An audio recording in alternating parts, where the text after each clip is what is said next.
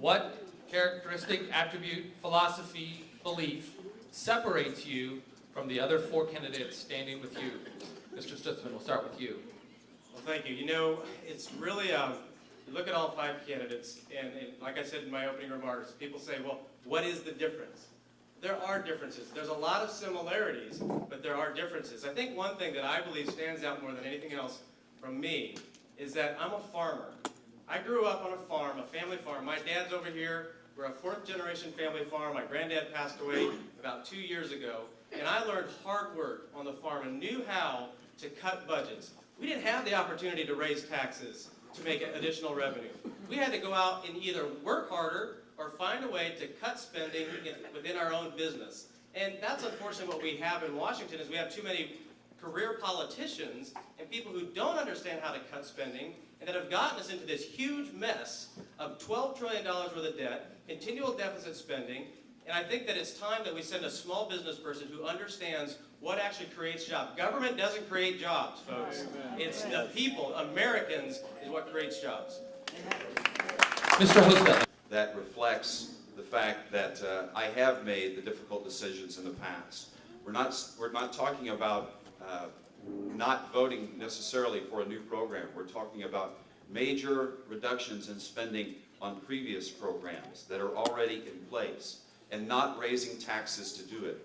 You know, on the state level, most recently with regard to unemployment insurance, rather than making the difficult decisions of reducing spending in order to cover the problems created by the unemployment insurance compensation program on the state level, the legislature voted to raise taxes more than at any time in the nation's history against business. It's even so bad that now they are considering delaying its implementation or even repealing it altogether. I never voted for a tax increase, and I won't. In fact, I realize that if you cut taxes, the economy will grow, and the economy will grow and create jobs, and we don't need to raise taxes to cover more government spending. These are lifelines later. Okay. Yep. Okay. Mr. Coates, you're up. Age.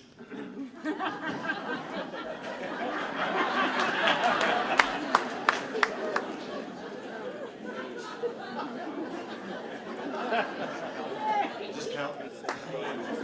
Does laughter time count against me? You were waiting for the pause. And the experience, the judgment, the discernment that comes from serving in the Army at a time of war, serving in Congress at a time of war, serving overseas representing this country at a time of war. The judgment and experience that comes from making mistakes, from learning from those mistakes. I don't think my beliefs are different. I can only speak to my own beliefs. Faith, family, and freedom have been the guiding lights of my life. Those lights are shining as bright as ever, and they will shine as long as I have the breath to speak and stand up for those beliefs. Mr. Bates. Quickly, before I answer the question, I'll stay within the 60 seconds. I hope in the midst of the rhetoric and the finger pointing, we will all remember that we are running as Republicans in a Republican primary, and whatever we do, we have to win this seat back in November to stop Barack Obama. We must remember that. In the midst of all the rhetoric, I have high regards for all of these people. Let me just say this. When I mentioned almost 50 years of political experience on this stage, only 3 of these gentlemen encompass that almost 50 years. I wear it as a badge of honor that I'm not a politician. You know, in one of our debates, one of my colleagues said that we can't afford to send somebody to Washington who doesn't have any political experience. Ladies and gentlemen, I would submit to you it was political experience that got us in the mess we're in. Yeah. So I wear that as a badge of honor. Now, having said that, I believe the nominee is going to have to be able to do 2 things. I'm a proud Republican, maybe disenfranchised, but a proud Republican. You've got to be able to woo Republican voters. At the same time, we have to reach out to disenfranchised Republican voters, and I believe we're effectively doing both. And I think that sets our campaign apart.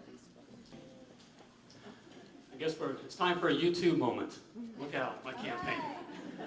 I think the main difference is that these guys, they want to be senator. I don't. I'm just ticked off. I was busy with my life, taking care of my business. That was my dream, to grow my business, to take over the plumbing world. You know, it's gone crazy. You know, we live in a great country. I come from the other side of the tracks. Marlon grew up on a farm. I grew up in apartments. Broken family. No money. Shopping at Goodwill. But in this country, with hard work, blood, sweat, and tears, and a dream, you can get it done. Now, there's no promise, and you can fail. I have failed. I grew a company from my kitchen table nationally, lost it all in a hostile takeover. Lost everything except my marriage. I've grown another company, my plumbing company. I've created more jobs than these guys put together. Government does not create jobs. Business creates jobs. Yeah. And government out of business creates jobs. Time for additional information, Mr. Stutzman. All right. Well, Congressman Hostettler brought up the tax increase on businesses, but what he failed to also recite was that there was a tax cut for businesses who don't use the unemployment insurance, because the federal government mandates, it's an unfunded mandate to the states to take care of unemployment insurance. So when you have businesses out there that continue to subsidize salaries with unemployment insurance, we were put in a situation back in 2001 where they lowered the tax, or you pay for it. They lowered the premiums on business, and they increased the benefits. When you start doing this, we took the responsibility and did what the states are supposed to do, rather than waiting for a bailout from the thing, and by increasing the premiums to those people who use the unemployment insurance system more, and we cut the taxes for those who don't.